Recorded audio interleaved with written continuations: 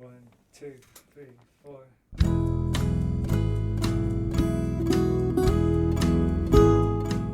Hello, you're listening to the Skylight Books podcast series.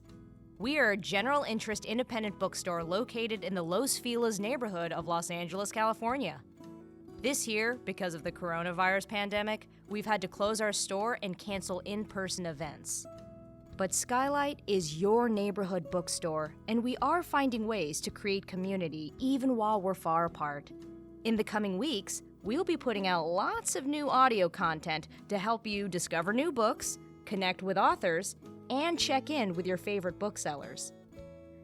To learn more about how you can help keep Skylight alive, please visit our website at skylightbooks.com or check out our social media accounts on Twitter and Instagram. You can subscribe to the podcast on Podbean, iTunes, and Spotify. Thank you for listening and enjoy. I'm so excited today to have Amy Stewart and Rosalie Knecht with us.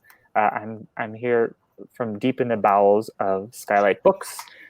We're trying to keep it safe and wear masks while we're in the store, which is why I've come into the bowels so I can demask for this conversation. It's a thrill to have y'all, even though we're digitally gathered, to sort of like cosmically, spiritually bring ourselves together around this book and around writing and talk about writing. So I won't do much further ado. I'll just dive in with a welcome and an introduction. We're here today to talk about Rosalie's new book, Vera Kelly is Not a Mystery. When ex-CIA agent Vera Kelly loses her job and her girlfriend in a single day, she reluctantly goes into business as a private detective. Heartbroken and cash-strapped, she takes a case that dredges up dark memories and attracts dangerous characters from across the Cold War landscape. Before it's over, she'll chase a lost child through foster care and follow a trail of Dominican exiles to the Caribbean. Forever looking over her shoulder, she nearly misses what's right in front of her own desire for home, connection, and a new romance at the local bar. In the second installment of the Vera Kelly series, Rosalie Knecht challenges and deepens the Vera we love, a woman of sparkling wit, deep moral fiber, and martini-dry humor who knows how to follow a case even as she struggles to follow her heart. Them called it snappy, gritty, engaging, and Booklist calls the writing evocative and spare, stylish and brooding. I'm super excited to hear some of the book. We'll get to hear Rosalie read for a little bit, and then I'll let Amy and Rosalie talk, and then we'll take questions from you. You can see on the right side of your screen that there's a place where you can make comments or add to the chat. And then if you would like to ask a question, you can click on Ask a Question at the bottom and type it there, and you can look at other people's questions, upvote them, and we'll have a chance to get those asked at the end. So our guest today is very exciting. We have Amy Stewart, who's kind enough to join us to talk about this book. Amy Stewart is the New York Times bestselling author of the Cop Sisters series, which are based on the true story of one of America's first female deputy sheriffs and her two rambunctious sisters.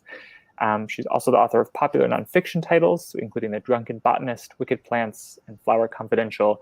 She's joining us from Portland. And Rosalie Knecht is the author of Who is Vera Kelly, which is the first book in the series, as well as Relief Map. She's the translator of Cesar Aira's The Seamstress in the Wind from New Directions and is a Center for Fiction Emerging Writer Fellow. She lives in New York City. We're so glad to have you here. Let's have a warm, sort of like invisibly audible, to make metaphors, applause across the wave. And looking forward to hearing from the book. Thanks, y'all, for being here. Thank you.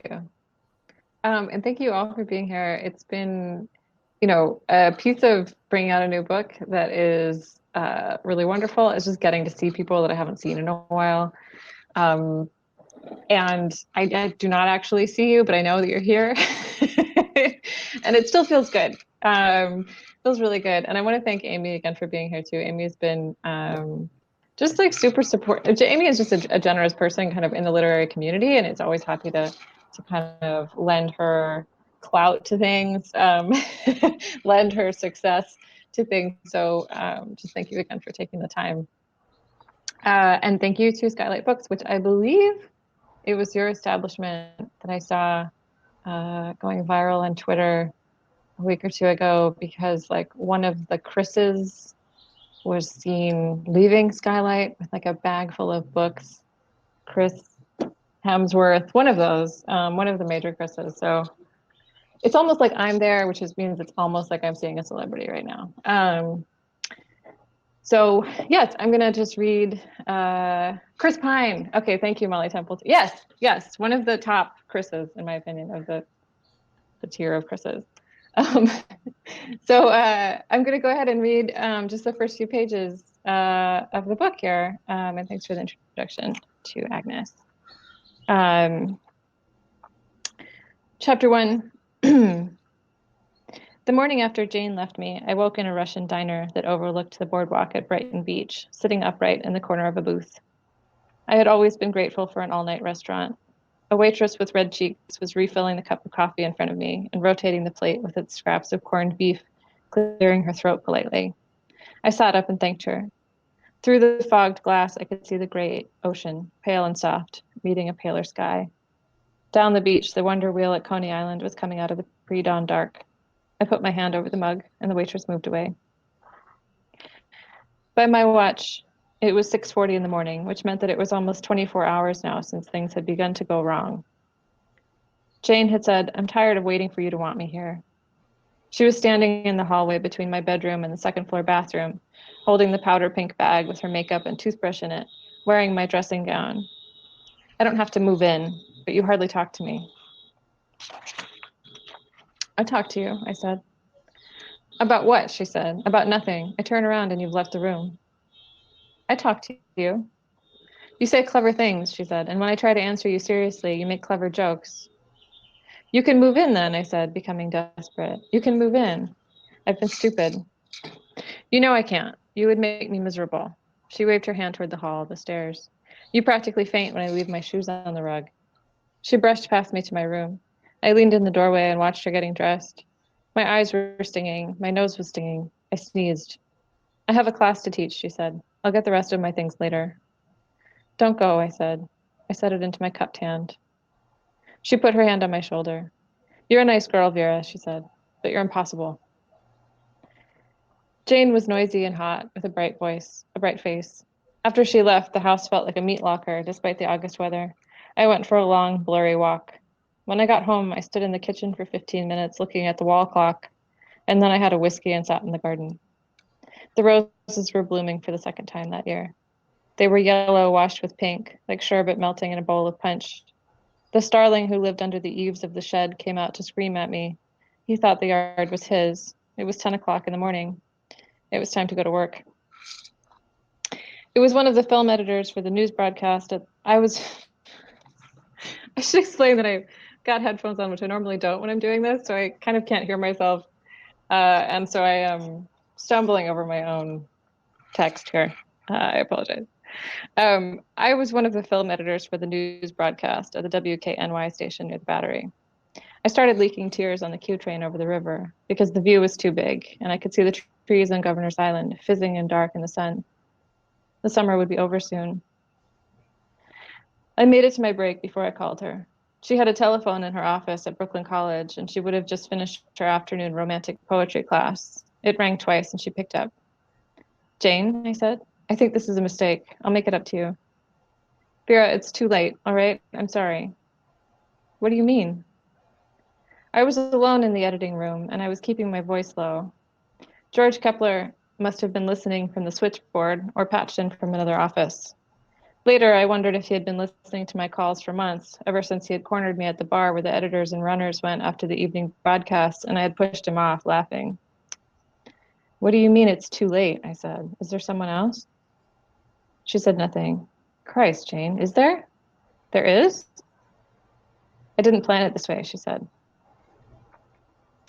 I hung up and tried not to fall apart. My eyes were rattling in my head. I went to the stairwell and smoked a cigarette and then another. I returned to the editing room. My supervisor, Mr. Anderson, was there, standing with George Kepler, who looked very pleased. "Vera, I need to speak with you," Mr. Anderson said, and turned to indicate his office with a sweep of his hand, as if we were going to the theater together. "What for?" I said. George Kepler turned and walked away. The hairs on the back of my neck were standing up. "Privately," he said. He shut the door behind us and pointed to a chair. His windows looked out on a post office lot with a huge doorway to an underground garage where fleets of mail trucks came and went in the gloom. Sunlight never touched the street in this part of town. There's a character clause in your employment contract, he said. He looked at me as if I should grasp his meaning, and then I did. A mask descended. I tried to keep my voice calm. Can you make yourself clear? I said. I have a lot of work to do. No, you don't, he said. You're in violation of your employment contract. We can't keep people on staff who live that way. He pushed back from his desk and began searching in his coat pocket for his matches. His color was rising, and he wouldn't look at me. I told them you would be a problem, he said, when they first promoted you from the floor. It was obvious to anyone with eyes. They didn't listen to me. He found the matches. We'll mail you your paycheck. You'll take his word, I said. George Kepler is the worst editor you have. He takes twice as long as the rest of us. You're wasting my time, he said. There were 2 more editors at their desks when I came back to get my things. George was standing at the side of the room, watching one of the monitors, but he looked over and I stared until he turned away. I packed everything into my purse and a shopping bag I found in the lounge. I had never kept much at my desk anyway. There was a tense silence while I sifted through my papers. The youngest editor, a sweet boy named Carl, was concerned. Going somewhere, he said. Nice to know you, Carl, I said. It had been. He looked surprised. And then I was back out on the street again. The awful thing was that it was a beautiful day, one of those slow, rich August afternoons, when the light hit the battery like the inside of a cathedral. I walked slowly, having nowhere I wanted to be now or for the foreseeable future. A man at a hot dog cart was having an argument with a seagull, which was hopping away with half a pretzel. 2 children were racing each other to the railing overlooking the water. The leaves in a stand of little birches were all alight and shivering. I had a pain in my chest as if I had swallowed too much air. I walked as far as the Staten Island ferry terminal and sat on a bench for a long time, doing nothing at all and not seeing much, until it occurred to me that I could smoke. I smoked 3 or 4 cigarettes. The 6 o'clock ferry was leaving, and I got on and went to Staten Island and back just to feel the sea wind in my hair. I stood at the railing with a crowd of happy visitors taking pictures of the Statue of Liberty and tried to think what to do with myself. I'll stop there. This is where all the applause happens. Yes. They're throwing roses. Yes. Like they always do. Yeah, so that's the first few. We're just dealing with some other potential feedback issues. Just 1 second. Okay. Okay, I think we're good now. All right, we good? My husband is like logged in and watching from his laptop at the table, so he moved into a different area of the apartment. Good. Yeah. Yeah, these are the things we have to work out in this new life of ours, isn't it? Yes. I know. Exactly. Yeah.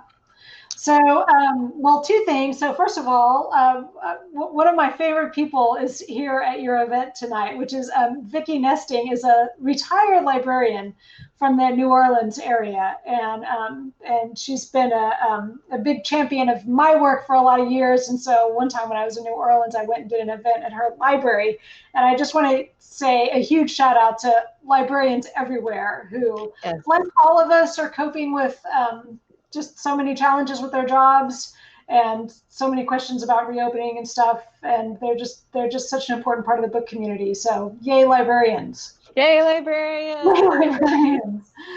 Do you know what occurred to me as I was listening to that first chapter? I hadn't thought about this before, but I started a novel with a young woman who loses her job and her boyfriend and her house all in one scene. I think it's a fine way to kick off a book, really. It is. It's like a country song. You just lay out the stakes immediately, right up front. It's like a country song. It's also the opening scene of Stripes. Noted. Yes. It's been a long, long time since I saw Stripes, but I will take your word for it. Me too, but when I was a kid, it was on cable constantly, and I had no parental supervision as a child of the 70s, so I had that movie memorized, and when I realized I was basically just writing the opening scene to Stripes, I went back and watched the movie.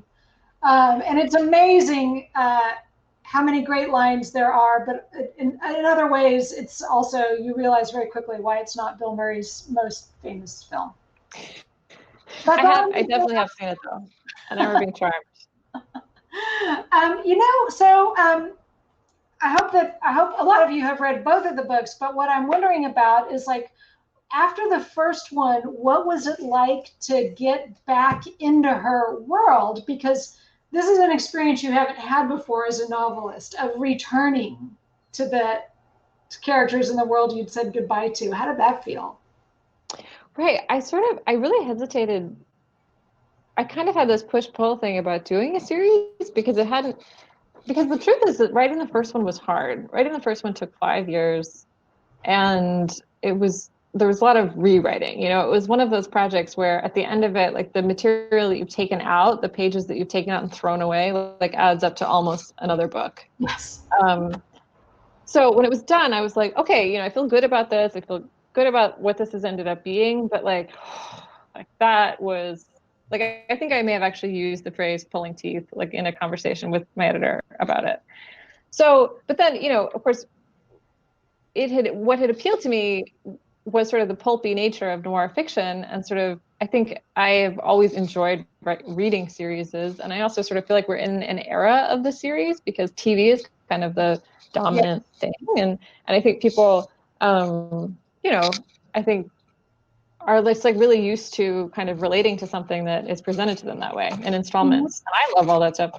So anyway, it felt logical in that way, but I was apprehensive going back to it because I thought it might be sort of this sort of super arduous process again, but it was not. It really wasn't. And I feel like that was what I learned there, which is like, I think other people who write series have known all along, is that a whole lot of the time, like that kind of process of writing it and then throwing out half of it and going back to the beginning and then like reconceptualizing it, and like maybe it should all be in the third person and maybe it all needs to be in the present and all that stuff, is like how you figure out your character and your world. And that once you have done that, you don't generally need to do it a second time. So when I returned to it, it was like just all of the fun stuff. It was like I had already done all the really sticky, like complicated, trying to sort of made all those decisions. And so I could get back to it and just like, I just knew who she was, and I had a much easier time figuring out what she would do in a given situation than I had the first time. So it was really super fun, actually. Yeah. And it's cool that the two books are so different. So probably a lot of people who are here have already read them, but the first one's a spy novel. She's not a private detective in the first book. She's a private detective in the second book. So that changes everything in terms of the structure, and just the, it's kind of the pacing and the shape of the whole thing. So you did get to like come at her in a very different way. Yeah. And that was fun. And it was sort of necessary because the kind of the arc that she goes through in the first book, like no spoilers or anything, but there is a disenchantment process with with being in the CIA that happens in the first book. So I knew that bringing her back, I couldn't have her sort of just going back to her handler and being like, like let's let bygones be bygones, So she kind of had to do something else. And I think also I kind of connected with the idea that what she would really want, or like the way that she would really feel kind of in control of her life, is if she's in business for herself, which I think is an impulse that a lot of writers can relate to. Right. Well, and I just think it's super handy for a private detective to be kind of a lone wolf. Like it fits in a way because she has to do all this really hard stuff, and she's going to put herself at risk, and she goes and she does some stuff that's undercover, and she leaves the country. And so for her to just be out there on her own with no one else she has to answer to, and in fact, no relationship either, simplifies things, right? It makes it more, she's in her own head, and you're just following her. Yeah, and I think that's always kind of been the function of the PI, and why that character has appealed to people. Obviously, there's all kinds of different sort of like police and police adjacent and spy adjacent sort of, those are all genres and subgenres. But I think people who choose the PI have generally, like Raymond Chandler, who I kind of always go back to, what appealed to him was the idea that the PI is the person who like cannot manage being within an institutional structure. Yeah.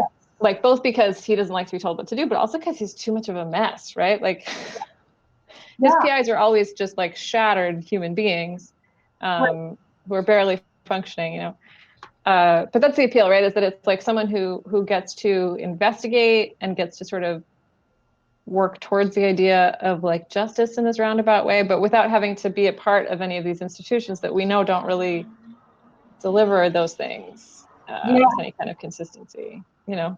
Right. They don't have to follow rules. Yeah. And they tend to have different motivations. You know, like one thing about if you have a character who's a cop, the why, like why is this person chasing after this case so much? Well, the why is like, it's your job. You show up in the morning and it's your job to go do that. So with that kind of taken out of the equation, the motivation can be more personal, which I think is so interesting. Totally. And I think that was actually why I had her get fired and dumped at the beginning, right? It was like, in both books, you have to put a person in a situation where, when given an array of ways to move forward, or maybe not really given many ways to move forward, they might plausibly pick something that's kind of extreme and like a bit of a long shot, you know? Like you don't go into private detecting if your life is going really well. You know what I mean? He's up against it.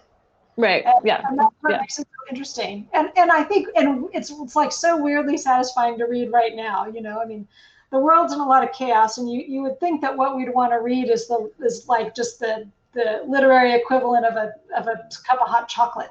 But in fact, like reading these books and this woman who is in another era, she's in the 60s, and is in all kinds of trouble with international intrigue and everything. It's like, it's weirdly comforting. It's like, it's so nice to read about someone else's problems. Right. Yeah. Right. Yeah. And I do love that both of them have this connection with Latin America. And so in this case, it's Dominican Republic, but how did you choose those settings, and what's your connection to those places? Or do you have a connection to those places? Well, yeah, I lived in Argentina for a while. I was teaching English in Santa Fe, Argentina, which is a small city, kind of in the a part of the country that's like big sky, very flat, a lot of corn, like a sort of felt in many ways like the Midwest United States in a lot of ways. So I was living there and teaching English for a year, quite a while ago now, in 2007. So it just made sense. I kind of had some processing to do about Argentina, and I had been there, so I had a little bit of familiarity with it. Although, of course, the thing about writing a period piece is that it is always a place that you have not been to, or it generally is, because the past is a foreign country. I mean, but yeah, I sort of, I loved Argentina, and I knew a little bit about its history from classes that I had taken and things like that. So it just felt like a place that I wanted to revisit. And then I think similarly, I mean, basically, like I studied Spanish in college, and I, went to Argentina and came back and stuff, and I can speak Spanish, and so it sort of just puts you in like a career track where like you just sort of keep, like you just, it's sort of, it's just more on my mind. Like Spanish speaking countries just tend to be like kind of more on my mind or like present in my life than they would be if I hadn't done that. And I was working for a couple of years. At the time that I was writing this book, I was working for a Puerto Rican community-based organization in New York. And I just, like that community included a ton of Dominicans. And so like talking to Dominicans about like their memories of the island and sort of having a sense of, there's just such a strong connection between New York and the Dominican Republic. I mean, there's this, similarly with Puerto Rico and New York, it's like, there are a lot of people who live in both places really, and travel back and forth so often, or like kids who are like New Yorkers, but they grew up spending their summers in the Dominican Republic. They're just like, we have this idea that there's like the Spanish speaking Western Hemisphere, and then there's the Anglophone Western Hemisphere, and that they're separate, but like, this is also the Spanish speaking Western Hemisphere, like it's blended, like it's all here.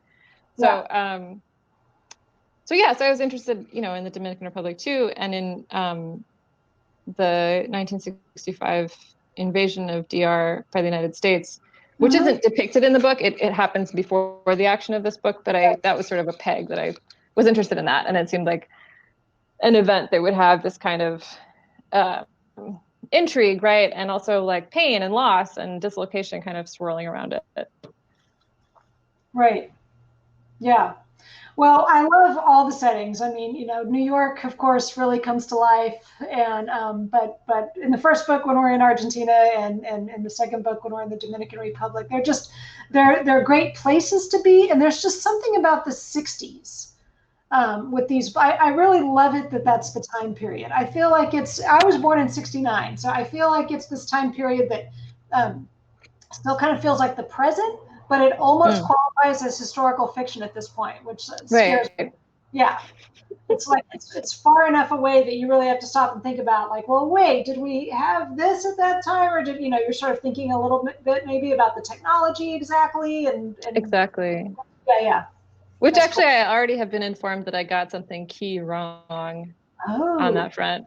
And this happened with my first book too. I had a couple of people reach out to me to let me know that I'd gotten details like that wrong, and they were uniformly so nice about it. It was like I ended up feeling like so like, man, you took time out of your day to like let me know that, like, just so that I know for next time, like, they did not have color television in Buenos Aires in 1966. Like, that's like, there's something really beautiful about that. Like, I was like, I'm so glad I know that now, and I'm sorry that it's too late to fix this problem. But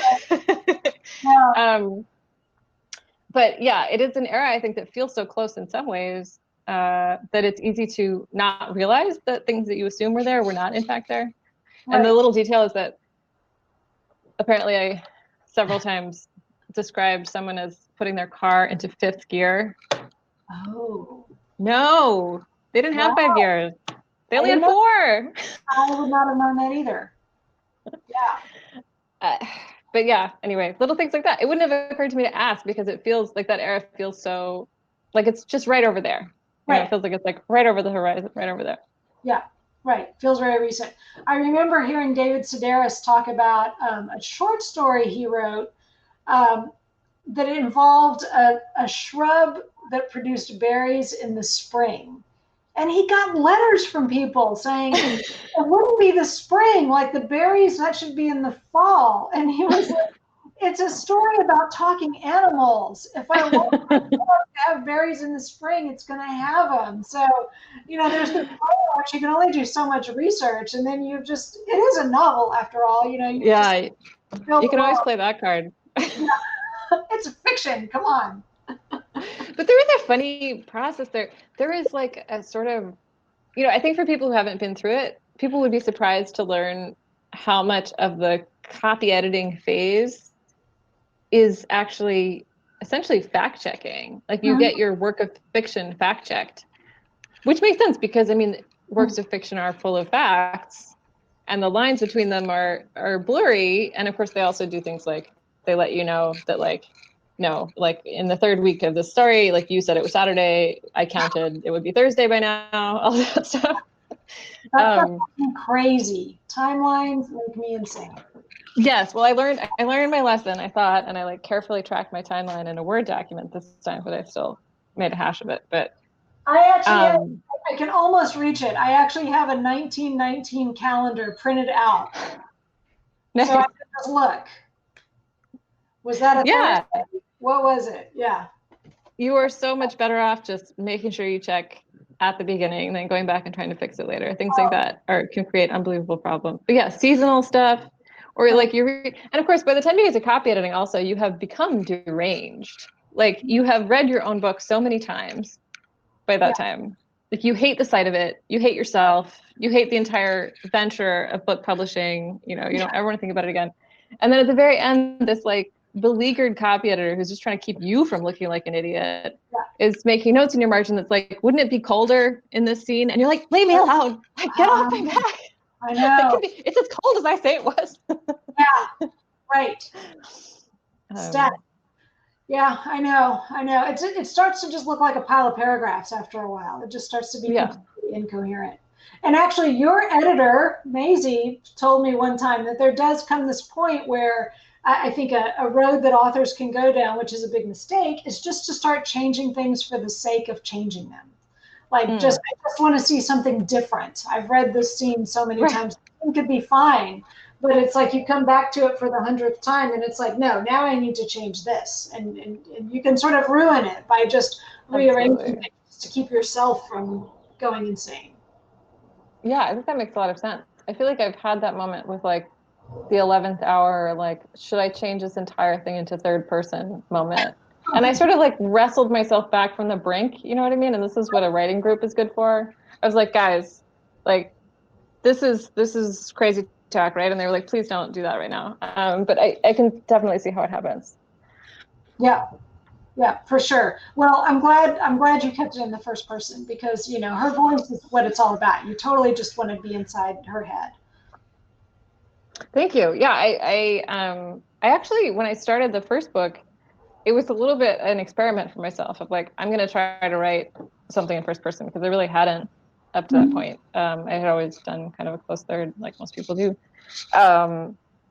So that was sort of self-consciously like, okay, I'm going to do it, you know, Right. Give it a shot. Right. Yeah. And until, I mean, I don't know, are you working from home right now, or are you off work? Like, what's your balancing job with writing situation right now?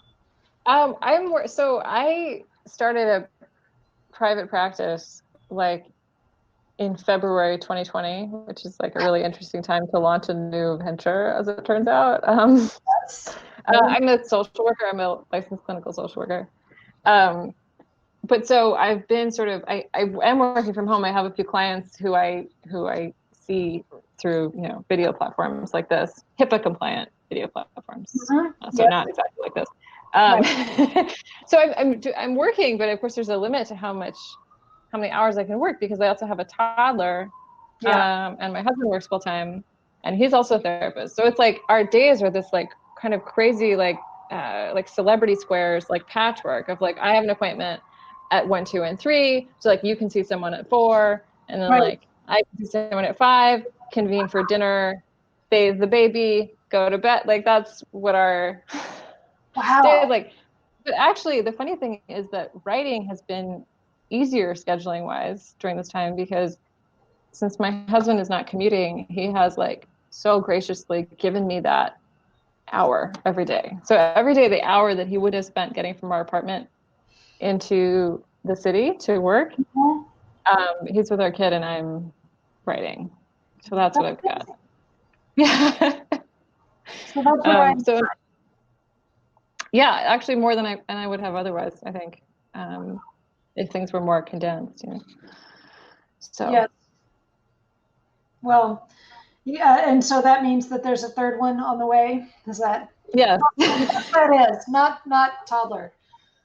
There is a third one. I am working on a third one. And like I was saying to you before we started, I feel like there's something kind of Victorian about sort of being like, okay, it's plague times and we're trapped in our house. I mean, the plague is not Victorian, whatever. Fill in appropriate infectious disease, cholera, and we're trapped in our homes, and like you have nothing to draw on but your inner resources. So you're like, you know, you're like writing a novel in installments that you can read to your gathered children by candlelight in the evenings. You know, that's what it feels like to me right now. Like, yeah, that's how I am holding my sanity together at this moment. That's good. Well, I'm just glad there's going to be another one. Do we want to take some questions? We're Sounds on good. the exact same internal rhythm. Thanks so much. It's really lovely to get to hear y'all talk about this. So I want to do, before we open to the questions, I want to just do a warm up, because I know these platforms can be so sort of like stiff for people who are not feeling visibly present. So let's just do like a roll call of where are people, if you just type in the chat where you're joining us from, so we can have sort of start to like warm up fingers and get questions ready. So anybody in the chat for saying, I know we have one person from Louisiana. Yes. Vicky has said, oh yes, yes, librarian friend. Anybody else who is up for saying in the chat where they're from? Boise, Tim, welcome. Skylight. Hi, Ellen. Philadelphia, LA, awesome. Hi, Rasta. Cool. Hi, Lisa. Nice. New York. Okay, great. Brooklyn. Great. I think we can be warm. So let's take a couple questions. Anybody have any questions they'd like to ask? I'm gonna turn my video off so I go small again, but I'm here. All right. While they're typing, what I want to know is, are you thinking long term about her relationship status and her private life? I mean, I'm not asking for spoilers, but I'm just wondering, like, are you able to see her personal life, a trajectory there? Yes, actually, that's sort of like the main trajectory that's been in my mind. And the sort of details of like the case or whatever that she has in each one is something that I come up with afterwards. But my idea was really, I mean, and this is my social worker thing coming out. It was like that, like, what's interesting about spies and about private detectives and the whole kind of noir genre is that it's about solitude, and like, so what kind of a person coming from what kind of a situation chooses this kind of extreme solitude, and like, how does she move through that to like being able to be in relationship with another person, with multiple, hopefully with a community, right? But also like a romantic relationship. So for me, that's the trajectory of the series. Yeah. It's like getting her to healthy relationships. Or having her just fall short, so we have to hold on. We have to hope for the next book. But no, I just think, that's just such a thing. I think with detective novels, I'm always less interested in like who killed the vicar or whatever the case is. I'm much more interested in how is this person going to make it? Like, how are they going to be that's what I love about Walter Mosley's novels, is I feel like, Easy Rollins is a black man in a really tough world where the stakes are against him, and where the runaway girl went is less interesting than like, how is he going to keep coming back when so much is stacked against him? That's what I am reading it for, and I feel that way about these books. It looks like we have a question of some kind. Yeah, we've got one question from Di. Di wants to know, could you talk about your process of getting an agent? Which maybe I'll expand, if it's all right, Di, to be more about like any reflections about how you sort of like toggle between the process of writing with the sort of larger business questions of the publishing industry. Like, how much does that practical side of things calling on your brain as you're writing? That stuff is all so hard. And to those who are in the process of that right now, just like, great job. You're doing amazing. It can be an incredibly dispiriting and frustrating process. And it really is like persistence is like 90% of it. So my process of getting an agent, I mean, I wrote my first book, Relief Map, that came out in 2016. I started writing it in like 2007. And so like a few years into it, I felt like it was, ready to send out on submission. And so I did the whole thing of like, subscribe to one of those sites. It's like a database of agents. And I looked at the, books that the agents represented. And I looked to see who was kind of a newer, younger agent and was more likely to be taking clients. And I crafted my query letters and I recrafted them. And, I just did a lot. I just did a lot of that. And that went on for a couple of years. And also I did have, I think here and there, a couple of times I had like an introduction, like I knew somebody who knew somebody. And I don't want to like downplay that because that stuff is real. In my case, I was living in Brooklyn. And so like I knew somebody who was, working for a publisher. And so, she like had drinks with somebody who was an agent who was looking for stuff. And so I, she like told me to submit some stuff. A couple things like that happened here and there. And when I eventually did get an agent who took me on in 2011, it didn't work out, which also is a thing that can happen. So, we worked together. She wanted some revisions and stuff like that. I worked on the revisions. But I think at some point in that process, she had sort of come to the conclusion that she felt like she didn't know how to sell it or didn't really feel like she could put her time and energy behind it. So she dropped me. So then I was like back to square one.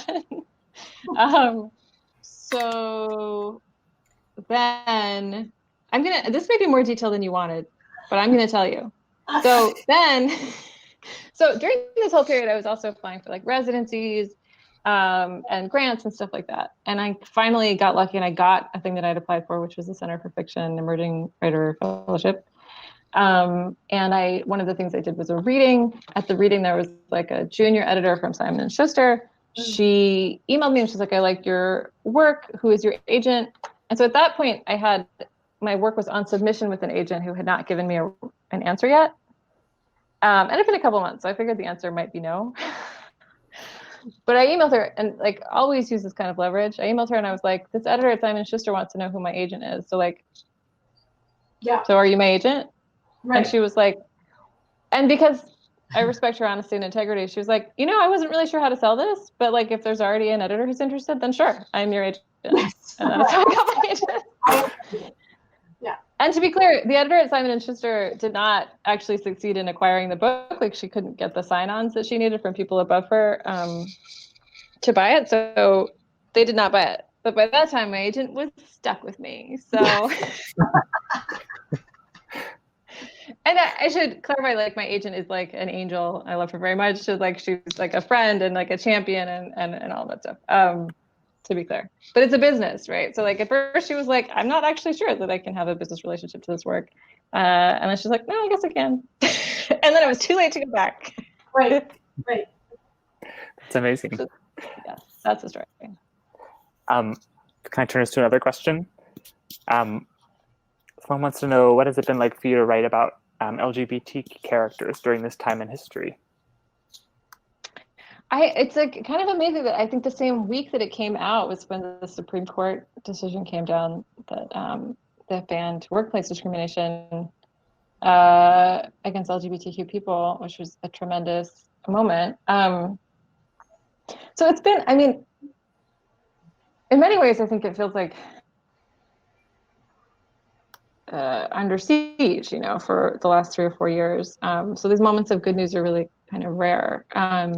But it has been just kind of inspiring for me to be kind of reading like some works of history about the community and the way that gay people and queer people and trans people have survived and thrived and like enjoyed themselves under so many different forms of pressure, throughout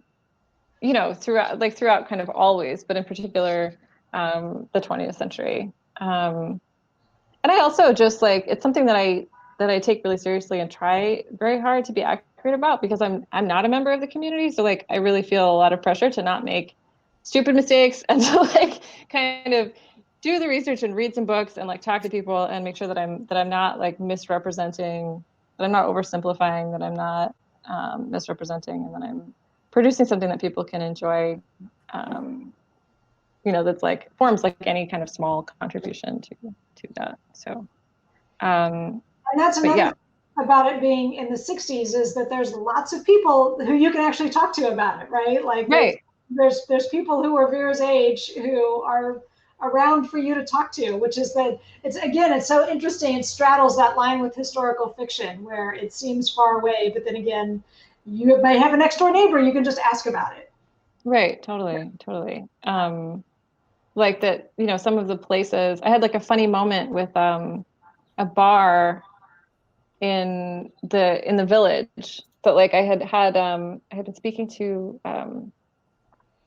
an interviewer who had asked have you been, to this bar, which of course now I'm blanking on the name of it again. I think it's anyway, it's like the oldest gay bar in the village. Julius. And I was like, no, I don't think, yes, Julius. So she was like, have you been there? And I was like, I don't think so. And then like after the book came out, I was sitting in the village, like in Van Leeuwen, in an ice cream shop across the street from 3 Lives. And I'm sort of idly staring at the 3 Lives window. And I was like, maybe I'll go over there and see if they have my book. Because this was like the same summer that the first Vera Kelly book had come out. Yeah. And I was like, but they probably don't have it because it's like late in the summer. I was like, I don't know. Like, and that's like a really cool bookstore. Like, and if they don't have it, then I'm gonna feel bad. I'm sitting there eating my ice cream. And I realized that I'm staring at Vera's face. Like it's in the window. They put the book in the window. And then as I'm staring at that, and I'm like, oh, I looked across the street and realized that I was looking at Julius's. And in fact, I had been there with Helen, who was on the chat, by the way, Helen in Boise, Idaho, that I had been there. And it was just like this weird sort of moment of like the past is like collapsing and like fiction is collapsing with reality. And like, it was like I had run into her on the street in the village. That was what it felt like, that I'd run into my own character, like out and about on the town in the village. That's so great. That's magical. I love that bar. I'm going to turn this next question to the two of you. What are you currently reading, and what's the last good book you read? I'm reading Meander, Spiral, Explode, which is the craft book by Julia. I'm forgetting her last name. Her first name is Julia. I want to say her last name is Allison. Which is, I haven't read a craft book in a long time. And it is very good. She's like, her whole thing is, why do we think that every structure has to be an arc? You know, what other shapes are possible? Like spirals and explosions and a meandering line. So not a novel at all, actually. Yeah. Before that, I read Room Temperature, which is one of Nicholson Baker's like super novellas that are like it's like covers like an hour in time or even less. I think it's like 20 minutes is the real time of the story. Yeah. Anyway, Amy? Yeah. I'm having a hard time. I've read so few. It takes me forever to read a book. I'm finding since the shutdown. But what I'm doing is I'm working my way through Charles Portis's novels. I had only read True Grit. So I read Masters of Atlantis, which is a crazy book. And I just finished Gringos, which I loved. It's about a guy, an American, a white guy, living down in Mexico. And he's sort of this kind of like low-level, shifty antiquities dealer who gets himself into a lot of trouble. But Charles Portis's novels are, I mean, they really are the kind of book that you follow your spouse around. And I read an entire chapter, a long chapter out loud to my husband. I could not stop. So they're amazing, but I'm just in this weird place where nothing holds my attention for very long. I'll either read something like, I think, I sort of read your book in an afternoon, like I just sort of crashed on the couch and read the whole thing cover to cover, almost, maybe it was 2 sittings, or it takes me like a month to read a book. I would very much like to return to normal on so many levels, but also in terms of my reading habits. On so many levels. And right before this all happened, we checked some books out of our local library, and I had just entered. So I moved from Brooklyn to Jersey City last fall, and I was used to the permissive standards of the Brooklyn Public Library system. In Jersey City, once your books are overdue, you cannot renew them online, and you are placed on something called delinquent status. So I had just entered delinquent status when the library system shut down. Oh no. So like, I don't know if I'm ever going to be allowed to check out a book in this town once this is lifted. You are dead to libraries. I'm dead to libraries. Those library books are still on my shelf. Such a strange time. In trouble. What else? Do we have another? I'm going to do a little bit of yammering about business, and then we can maybe have time for one more question. So if folks can think about last ones.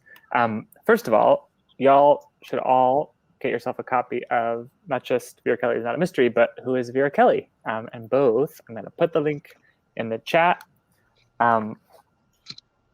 is here. You can order through our website. You can call our store, and we'll put it aside for you. You can come on into the store. We're open 10 to 5 every day if you're in LA, and as close as a block away, it seems.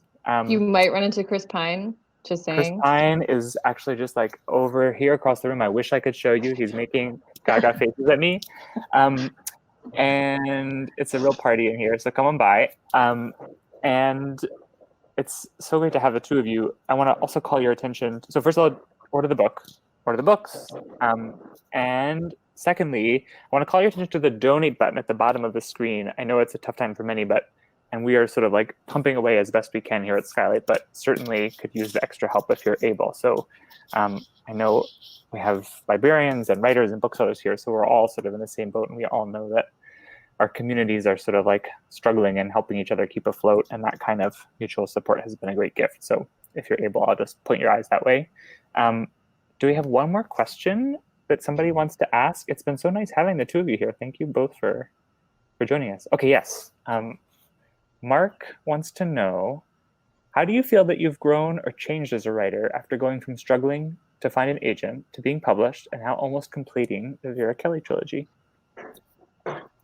This question was a plant. Mark is sitting right over there.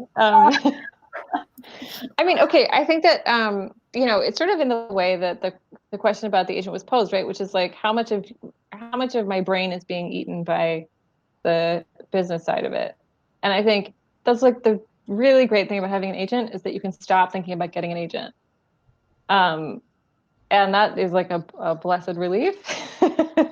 So I think that it's like being into more of a groove where you have the relationship set up a little bit, like you do have, like having an agent, having an editor, just it lets you focus more on doing the work. And of course, also the thing is, those things could go away, like, my agent might suddenly decide to like open up a small charcuterie shop in France.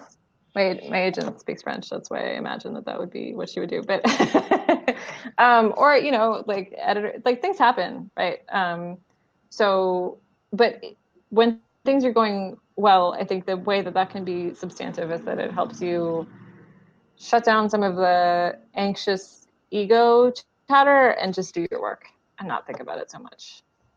But of course, this question did come from my husband, so he's aware perhaps that the anxious ego chatter has not been completely eliminated. So I just want to tell you, was talking about kind of the businessy side of publishing, that one of the sweetest stories I've ever heard about an author-editor relationship is your editor. And I think about it, I weirdly think about this all the time, but she told me one time that that she loves your work so much that she feels like she should just call you once a month or so and say, please don't stop writing. Please keep going.